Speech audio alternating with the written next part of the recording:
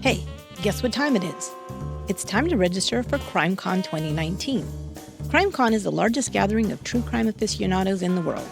You will meet up close and personal true crime journalists, authors, investigators, podcasters, media personalities, and more. CrimeCon is equal parts education and experience, with plenty of time for meet and greets and the ability to ask those burning questions about the true crime cases that fascinate you.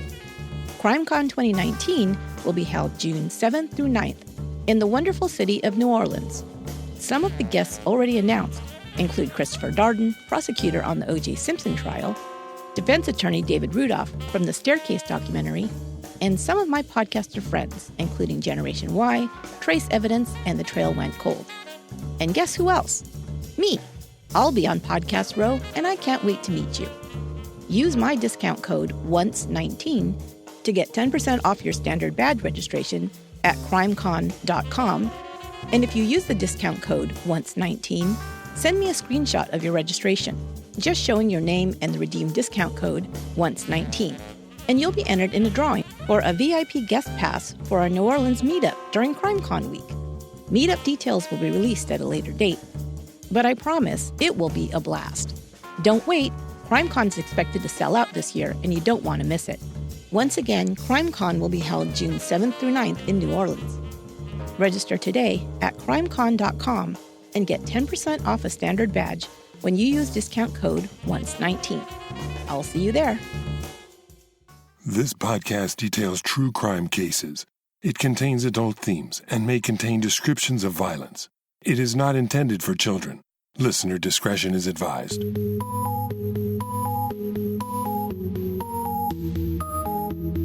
Thank you for joining me for today's episode of Once Upon a Crime. Before you started following true crime cases, like me, you may have thought that the justice system worked the way it was portrayed on TV. A crime is committed, police investigate, the bad guy is caught, a trial is held, and justice is served. But as you started learning the details of stories involving crime and punishment, you probably noticed that things rarely work out that simply. You probably learned that most arrests don't even go to trial. They're often pled out or even dismissed for one reason or another. And even cases that do go to trial sometimes don't end in what we would call justice. Sometimes a person you might consider clearly guilty is acquitted of the charges. Even worse, you may have discovered that sometimes people are wrongly convicted and may spend years of their lives behind bars for something they didn't do. Fortunately, this is not the norm, but terrible mistakes or even misconduct on the part of prosecutors or investigators can occur. But as unfair and unjust as wrongful convictions may be, there is an outcome that you may consider even worse. That is when a known criminal, even a murderer, is set free and then kills again. In this series, 3 Strikes and You're Dead, I will relate stories of some of the most cold-blooded murderers who inexplicably were set free to kill again. In this first chapter, Kenneth Allen McDuff perpetrated one of the most brutal and vicious crimes ever committed in the state of Texas. Even after receiving the death sentence, he was later granted parole and went on to commit even more sadistic and violent crimes. This is the case of Kenneth Allen McDuff, a.k.a. the Broomstick Killer.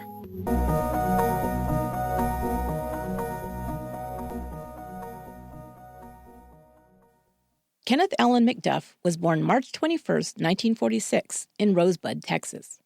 He was one of 6 children born to J.A. and Addie McDuff.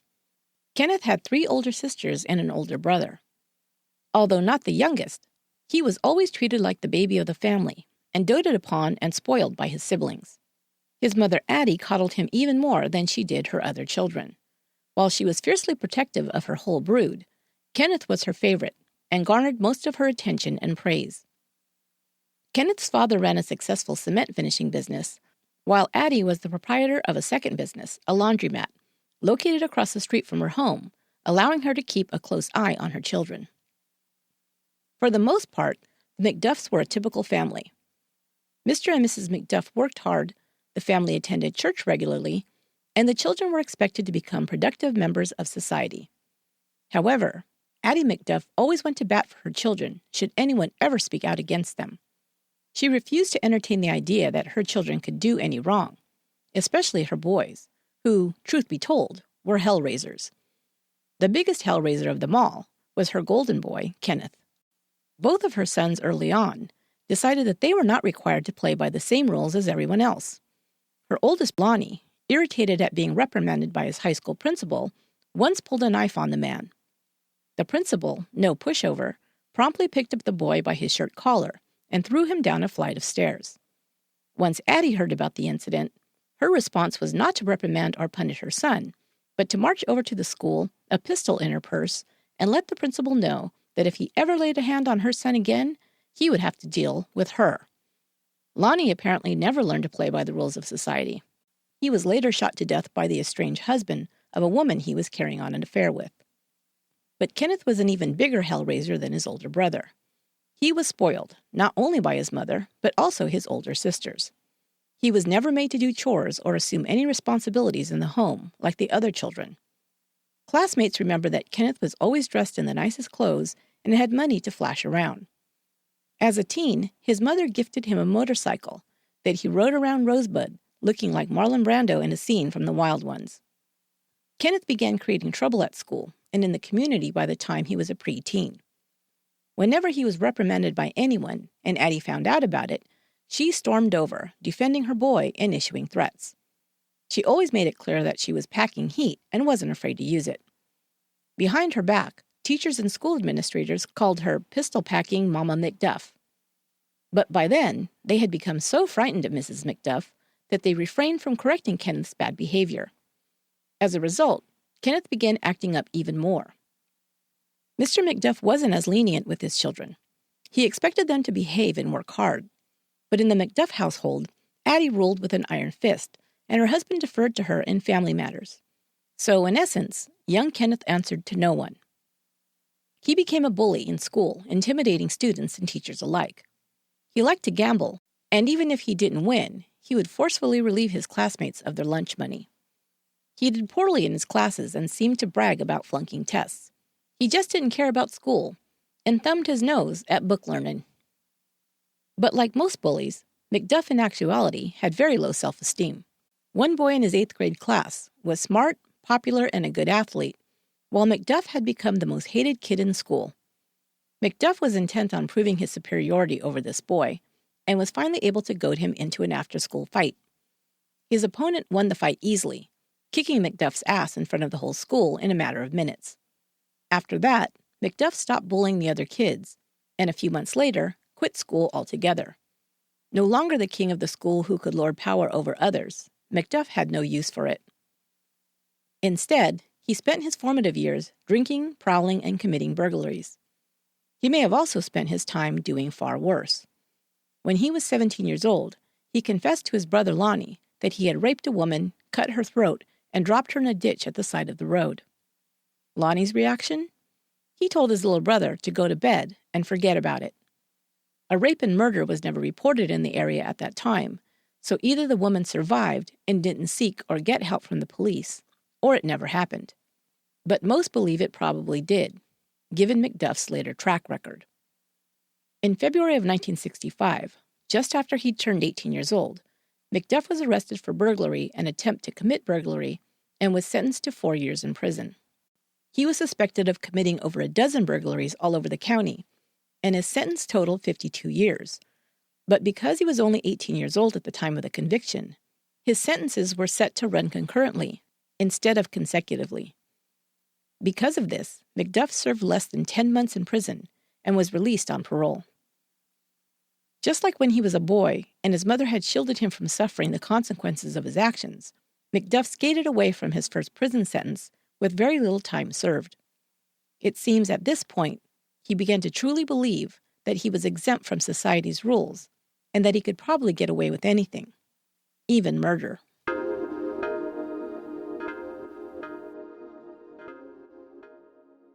This episode is brought to you by Away Travel. For $20 off a suitcase, visit awaytravel.com/once and use promo code ONCE during checkout. Away Travel makes suitcases for how we travel today. Their carry-on bags come in 2 sizes with an optional ejectable battery that can charge your cell phone up to 5 times, so you'll never be out of commission no matter where you travel. It can also charge your tablets or anything else powered by a USB cord, and you can pop it out easily to comply with all airline policies. I love that it's lightweight and that its interior design keeps all my items neat and organized. As lightweight as these bags are, they are also ultra-durable, made of German polycarbonate and aluminum alloy.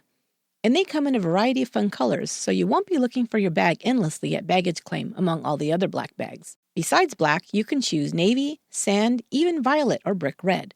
The brick red would look awesome with an OUAC sticker on it. But don't take my word for it. Order yours today. Away gives you a 100-day trial, so you can make sure you love it. And I know you will. Away luggage also comes with a lifetime warranty. And my listeners can get $20 off a suitcase by visiting awaytravel.com/once and use promo code ONCE at checkout. Free shipping in the lower 48 states, too. That's awaytravel.com/once and enter ONCE at checkout. Producing a weekly podcast takes all my time. Don't get me wrong, I love it and would do it 24/7 if I didn't need to sleep or eat. And that's sometimes a problem. I sometimes get so busy that I don't take time to prepare a healthy breakfast. And when that happens, I might end up grabbing something that's not so nourishing, or even worse, not fueling my morning at all. That's why I love Daily Harvest. Daily Harvest delivers perfectly portioned cups of ready-to-blend smoothies, oat or chia bowls, and more. In 5 minutes max, I can have a fresh, delicious breakfast made with organic fruits and vegetables. Everything stays fresh in your freezer until you're ready to eat it. All you have to do is add water or your favorite milk to your cup, then just blend or heat for a delicious, ready-to-go portable meal. One of my favorite Daily Harvest cups is the cinnamon protein and banana bowl. I just add a little almond milk, heat it up, stir, and eat. Find your favorite from over 50 nourishing options for any time of day. Make your choices by going to daily-harvest.com and enter promo code ONCE to get 3 cups free in your first box. That's promo code ONCE for 3 free Daily Harvest cups at daily-harvest.com. That's daily-harvest.com.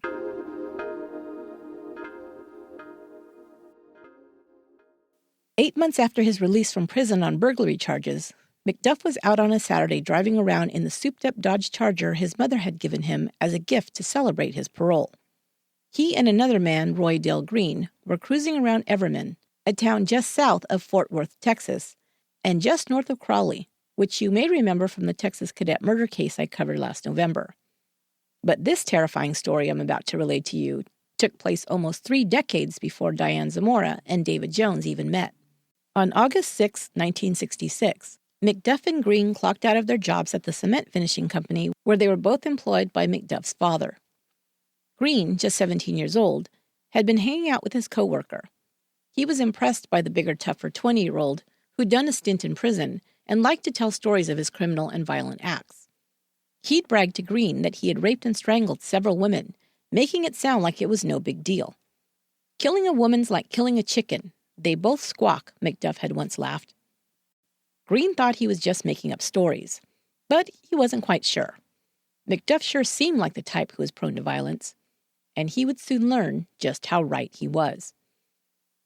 McDuff drove Green to Everman to visit a girl he'd met at the church his family attended. They'd had a few beers, and then the girl had been taken home. McDuff and Green continued to drink and cruise around town. They passed a trio of teenagers who were standing near a car at a baseball field. 16-year-old Edna Sullivan was spending the evening with her boyfriend, 17-year-old Robert Brand, and his 15-year-old cousin Mark Dunham, who was visiting from California. McDuff parked his car and pulled a gun from under the front seat. He walked up to the teens and demanded that the boys hand over their wallets. He then forced all 3 of them into the trunk of their car, a 1955 Ford. McDuff returned to Green and told him that the teens could identify him, so he'd have to kill them. He ordered Green to take his car and follow him as he drove the Ford. He headed out of town and into the country before turning into a field. He pulled Edna out of the trunk of the Ford and told Green to lock her in the trunk of his Dodge, while he held the gun on the 2 boys. The boys began begging for their life, but McDuff showed them no mercy, shooting them both in the face multiple times. As Green watched, McDuff pulled the younger boy up by his hair and shot him once more, with a gleeful grin on his face. He left the dead boys in the trunk of their car, and he and Green drove off with a terrified Edna. McDuff drove several miles, crossing into Johnson County, before pulling off onto a dirt road. McDuff took Edna out of the trunk and threw her in the back seat. He raped her twice before instructing Green to do the same. When he was done, McDuff continued the brutal assault on the young girl with increased violence. Afterward, he drove the battered and bleeding girl to another location further off the road. Taking her out of the car, McDuff made her sit on the road, where he grabbed a piece of broomstick and held it across her neck, pressing down hard. As she began to kick and fight, he ordered Green to hold her legs as he continued to crush the life out of her. They threw her body over a fence like so much trash, tossed the boys' wallets, and headed back to Rosebud. Green was so affected by the horror he had participated in that when he heard a news report the next day that the bodies of the murdered teens had been discovered, he immediately confessed to friends and then to the police. He testified against McDuff, and because he cooperated with the prosecution as well as his status as a minor, he was given only 5 years in prison. When he was released from prison, he lived out the rest of his life uneventfully, continuing to reside in the same town. After Green's confession, Sheriff Brady Pamplin set out to arrest McDuff. Pamplin had seen a lot during his long career in law enforcement. He'd served as a Texas Ranger before his time in the sheriff's department, but he'd never seen a crime as vicious and sadistic as what McDuff had subjected little Edna Sullivan to. He vowed to bring in McDuff, dead or alive. And it was almost the latter. McDuff was not about to be taken without a fight, and before it was all over, Pamplin had fired several rounds into the fugitive's car as he tried to escape the dragnet. But McDuff was caught, arrested, and taken into custody. Addie McDuff hired a lawyer and insisted on her son's innocence. McDuff tried to pin the murders on Green, saying he wasn't even present the night the teens were killed. Addie told reporters that her son was out on a date with a girl from church. He'd spent the evening with her and was, quote, willing to risk death in the electric chair to spare her reputation, end quote. He's too good for his own good, she sighed. McDuff was tried and convicted of rape and murder with malice and sentenced to death. He was first scheduled to die in 1969, but his execution was stayed. It was stayed once more in 1970. Then in 1972, the United States Supreme Court handed down a decision in the case of Furman v. Georgia. In a 5-4 decision, the justices ruled that the imposition of the death penalty in certain cases constituted cruel and unusual punishment.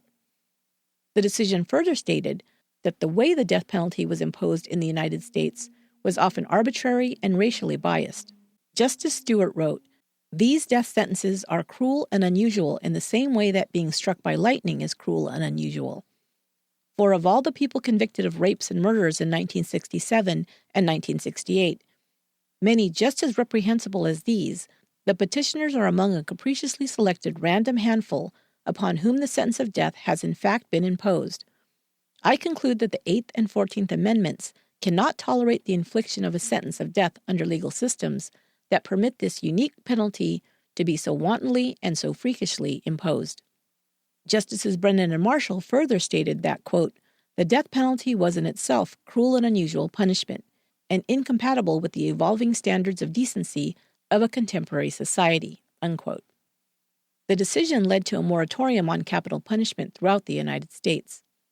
Death sentences that were pending at that time, including McDuff's, were automatically reduced to life in prison. McDuff was released from death row, placed in a secure unit, and assigned work duty in the fields. He was still considered dangerous and a flight risk and was closely monitored. Because of the sentencing laws, he became eligible for parole in 1976. A new constitutional death penalty law was enacted in 1974, but those who had their sentences commuted were no longer eligible. Once he became eligible for parole and was repeatedly denied, Addie hired a new lawyer for her son. Gary Jackson argued before the court that McDuff had been framed by Roy Dale Green for the murders. However, he could not explain how both cars, one belonging to McDuff, had been driven by Green the night of the murders. When his defense didn't work to spring his client, Jackson presented new evidence alleging jury tampering and misconduct during McDuff's original trial. That argument didn't impress the court either. His best chance, McDuff decided, was trying to gain favor with the parole board. He took correspondence classes and earned a general equivalency high school diploma. he became the boss of his prison tier, which earned him additional privileges. It also allowed him to hold power over other prisoners, which he then used to obtain sexual favors and drugs. But he didn't cause too many problems for the warden, so when he was up for parole in 1980, he received 1 vote in his favor from the board. In order to be granted a parole date, Texas inmates at that time needed the approval of 2 out of 3 parole board members. McDuff was granted another hearing the following year, but tired of waiting, and in an attempt to sway a second vote for his release, McDuff asked to be interviewed alone by one of the board members. He tried to convince him to cast the second vote in his favor, saying, "If you can get me out of this pen, I guarantee you that $10,000 will be left in the glove compartment of your car. My family's got the money." The board member reported the conversation to the district attorney, who filed a bribery charge against McDuff. This charge became McDuff's 3rd conviction, which could result in a second life sentence. He then wouldn't be eligible for another parole hearing for 10 years. At the conclusion of the bribery trial, the judge gave the instructions to first vote on McDuff's guilt or innocence on the bribery charge. The jury found him guilty. They were then to conduct a second deliberation to confirm that the inmate that they just found guilty of bribery was the same Kenneth McDuff who had been found guilty in his 2 previous trials for which he'd already served time. It was merely a technicality to confirm that the sentence was being imposed on the correct party. But the jury misunderstood the court's instructions and thought that they were to determine McDuff's guilt or innocence on his 2 previous convictions, which of course they could not do since they had not heard evidence in those cases. As a result, instead of fixing the sentence as life, they opted for a 2-year sentence. McDuff had already served 2 years leading up to the trial. The result was that he was immediately eligible for parole. At the same time, Texas was experiencing a massive prison overcrowding problem. Tough anti-crime bills continued to be passed, but the state had neglected to build new prison facilities to keep up with the demand. The overcrowding became such a serious issue that a federal judge deemed the conditions at Texas prisons unconstitutional. A ceiling was imposed for the number of prisoners allowed to be housed in each facility. To not be in violation of this new law, the Texas Department of Corrections was required to release 750 inmates per week in 1989.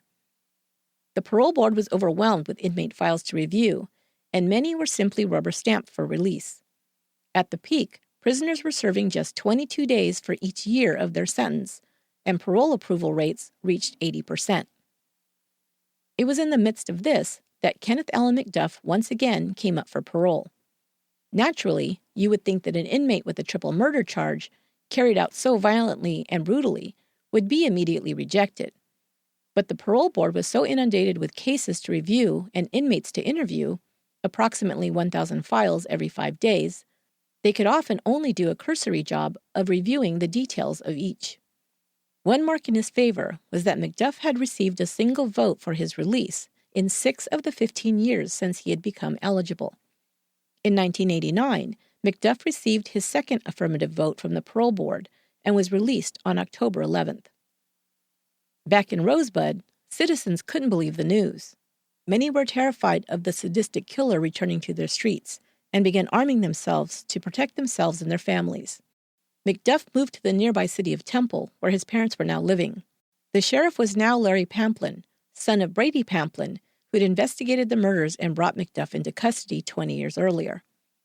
Brady Pamplin predicted upon hearing of McDuff's release, "I don't know if it'll be next week or next month or next year, but one of these days, dead girls are going to start turning up, and when that happens, the man you need to look for is Kenneth McDuff."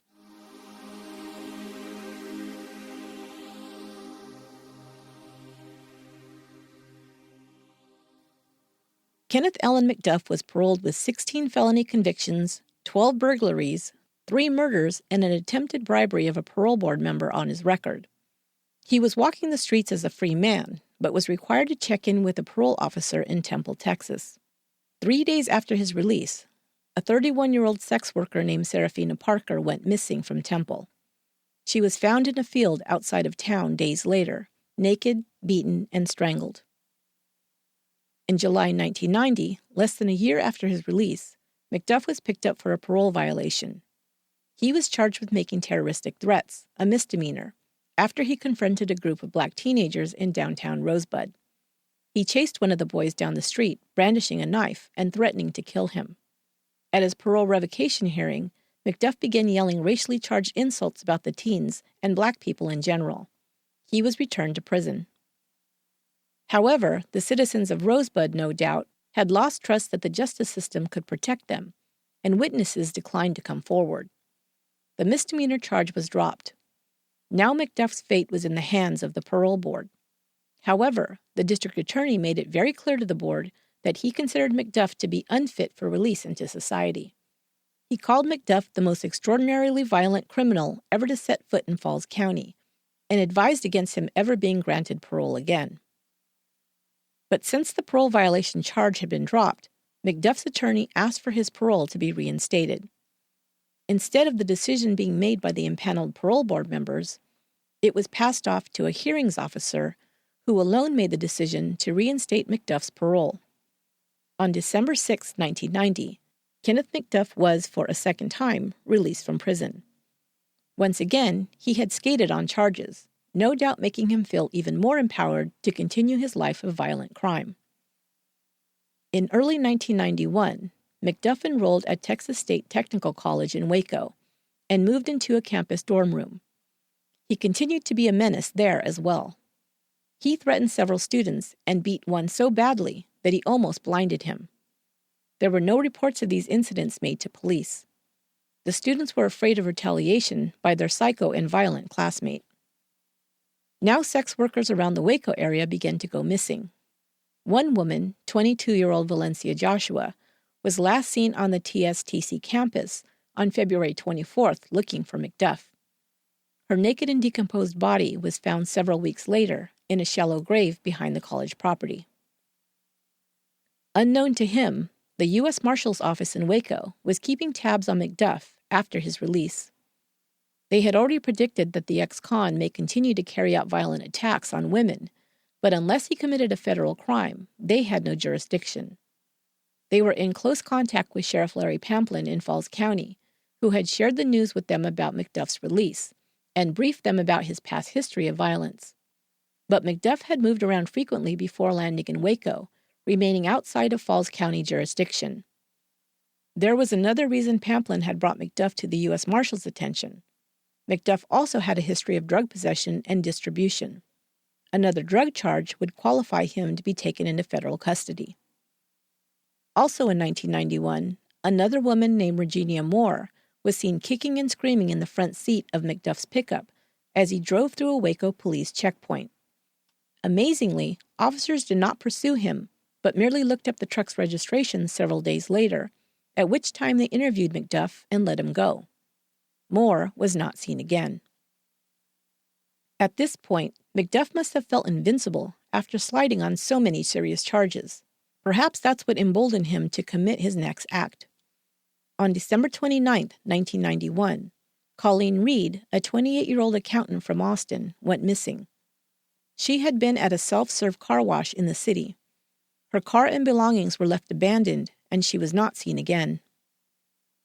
Meanwhile, the U.S. Marshal's Office was informed that Kenneth Allen McDuff had sold drugs to an informant. The Marshal's Service, now seeing an uptick in violent crime since the release of so many inmates, launched a nationwide effort called Operation Gunsmoke. Over 200 investigators were assigned to get violent criminals off the streets. Then, on March 1, 1992, McDuff entered a convenience store in Waco, where 22-year-old Melissa Northrup was working the night shift. Northrup, a married mother of 2 young children and pregnant with her third, had just hung up from a phone call with her husband, who was home with the children. She told him she had to go. A man had entered the store. He told her to be careful and hung up. He called her a while later when she didn't call him back, but there was no answer. Finally, frantic, he rushed to the store where the lights were on and the door unlocked, but Melissa was gone. Almost 2 months later, her body was found, miles away in a Dallas County gravel pit. Her hands were bound behind her back, and she'd been strangled with a rope. Immediately after Northrup's abduction, McDuff disappeared. He parked his Thunderbird at a motel in South Waco and vanished. His mother was so worried that he had not returned to his college campus to take finals that she filed a missing persons report. The law in Waco immediately suspected McDuff of Northrup's disappearance and began to also look at him as a suspect in the murders and disappearances of other women in the area. A task force was formed to bring the fugitive to justice. In addition to over 20 federal marshals from Operation Gunsmoke, also represented were lawmen from several county and local police departments, DEA agents, agents from the Bureau of Alcohol, Tobacco, and Firearms, and members of the Texas Rangers. A mobile command center called Red October was dispatched to Waco. Don't you love those colorful names these agencies use? The command center was in contact with law enforcement agencies across the country. A nationwide manhunt was launched for McDuff, now one of the most wanted fugitives in the country. The task force set out to lean on known associates of McDuff. They brought in a former cellmate who pointed them to others that McDuff had been hanging out with since his release, a drug dealer and another former convict. These individuals gave up information that placed McDuff in Austin during the week of Christmas, at the same time that Colleen Reed had gone missing from that city. After re-interviewing witnesses in Colleen's disappearance, investigators were given a description of a tan Thunderbird with brown taillights, a match to McDuff's vehicle. It had been seen speeding away from the car wash, going in the wrong direction down a one-way street, a signature move of McDuff's, another FU to authority, because of course, in his world, laws and rules didn't apply to him. Witnesses also said that 2 men had been seen driving away in the Thunderbird. This was another trademark of McDuff's. Like Roy Dale Green before him, Alva Hank Worley had been enlisted as a sidekick and partner in crime by McDuff. McDuff seemed to enjoy playing out his violent fantasies in front of an admiring stooge, and one who could help him control his victims during the commission of his most brutal crimes. Investigators soon identified Worley as McDuff's sidekick and brought him in for a grilling. After learning that Worley had a young daughter, they appealed to what they hoped was a conscience after he kept insisting he barely knew McDuff and couldn't help them. Pointing out to Worley that he was protecting a man who raped and strangled a girl not much older than his own daughter, the marshal then asked him to picture his own child on the ground with a broomstick across her throat, begging him for help. Worley became visibly distraught upon hearing this, and soon spilled the whole story of Colleen Reed's murder to investigators.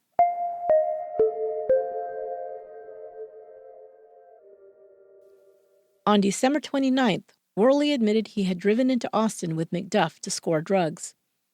As they cruised around town that evening, McDuff spotted Colleen Reed outside of her car, alone at the self-serve car wash. McDuff parked his car in the bay next to hers and went around the wall out of Worley's sight for a moment.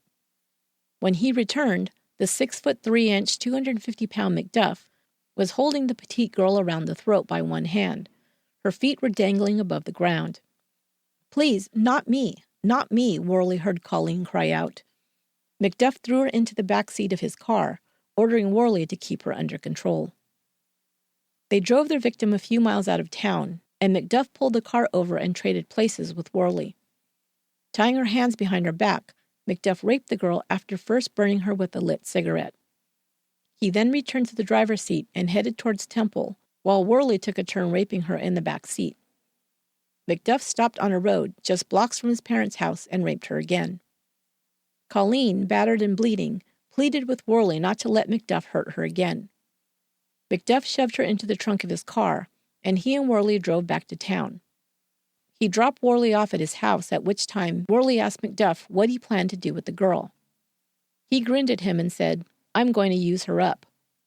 By that, Worley knew McDuff planned to kill the girl. Worley was granted immunity in Colleen's rape and murder in exchange for his testimony against McDuff. Colleen's body had still not been found.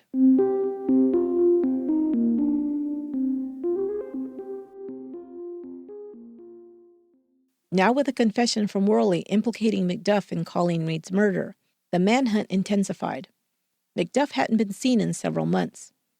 On May 1st, the television show America's Most Wanted featured a segment on the hunt for wanted fugitive Kenneth Allen McDuff. 3 days later, a call came in from Kansas City, Missouri. A viewer of the show recognized McDuff as a local garbage truck driver. Later that day, McDuff was arrested at the city dump without incident. When questioned about Colleen Reed's abduction, McDuff claimed he had no knowledge of the girl. He was only in Austin to rob, quote, big-time drug dealers. Worley wanted to abduct a woman, but he'd refused, McDuff claimed. In 1993, McDuff was tried and convicted for the murder of the young mother, Melissa Northrup. He was sentenced to death. In 1994, he was given a second death sentence for the abduction and murder of Colleen Reed, whose body still had not been recovered. McDuff still wasn't talking and claimed to be innocent of the murders. McDuff was the only condemned man ever released from death row only to kill again and be sentenced to death a second time. In a death row interview in 1996, McDuff, convicted of 5 murders over his lifetime and suspected of perhaps up to a dozen, still expressed no remorse. In the interview, he paints himself as a victim of the justice system, saying that both Roy Dale Green and Hank Worley were liars and were the real killers. He claimed that he'd been tried in the media and made out to be a monster, but that none of the cases had sufficient evidence to convict him. He tried to garner sympathy by announcing that he was suffering from hepatitis C and cirrhosis of the liver.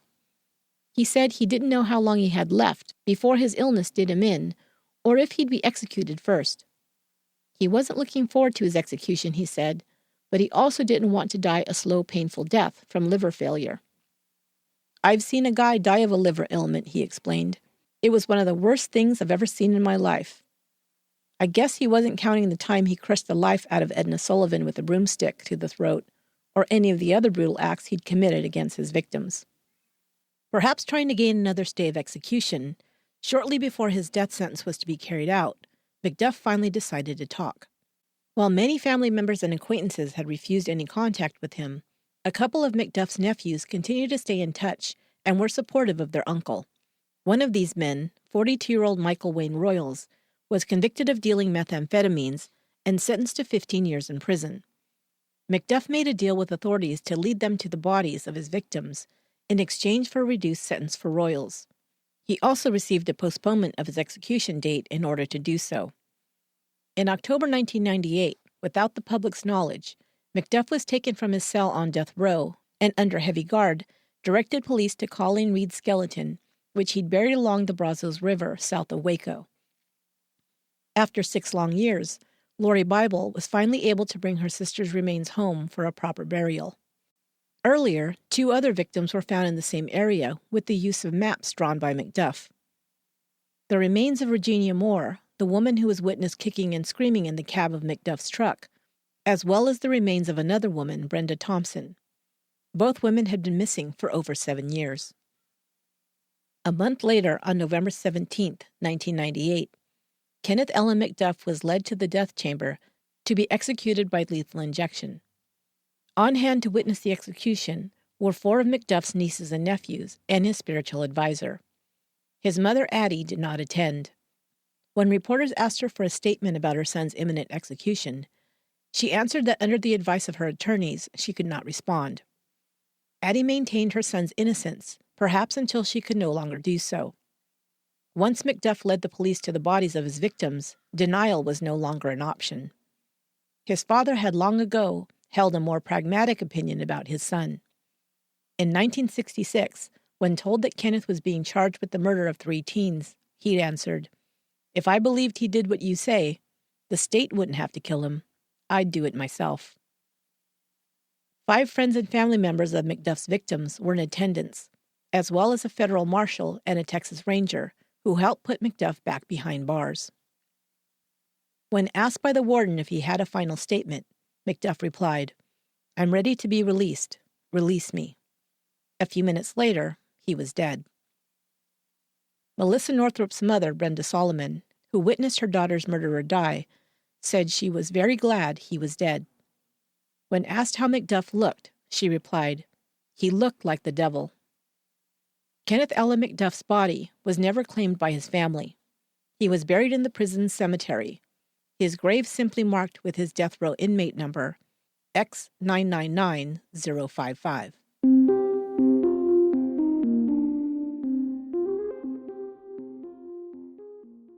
In response to the failure of Texas's state prison system, sentencing laws, and parole procedures, that all played a part in Kenneth Allen McDuff's ability to take at least 9 more lives after his first death sentence, several reforms were made in the Texas justice system. A $2 billion prison construction project began, which would ultimately increase available beds in its prisons from 38,000 to 140,000. Good time credit, which could be earned by prisoners to reduce their time behind bars, was significantly reformed. Rules for parole eligibility were tightened. Minimum time served before inmates could be considered for parole doubled for violent offenders, and parolees with a history of violence were monitored much more closely after their release. All of these changes became known as McDuff laws. Another result of the McDuff case was that Texas began picking up the pace for carrying out executions. Texas still executes more murderers annually than any other state in the Union. That will do it for today's episode of Once Upon a Crime. I'll be back next week with another chapter in the series, 3 Strikes and You're Dead. Don't forget, you can follow me on Twitter at Upon a Crime and on Instagram and Facebook at Once Upon a Crime Pod. Until next time, be good to one another.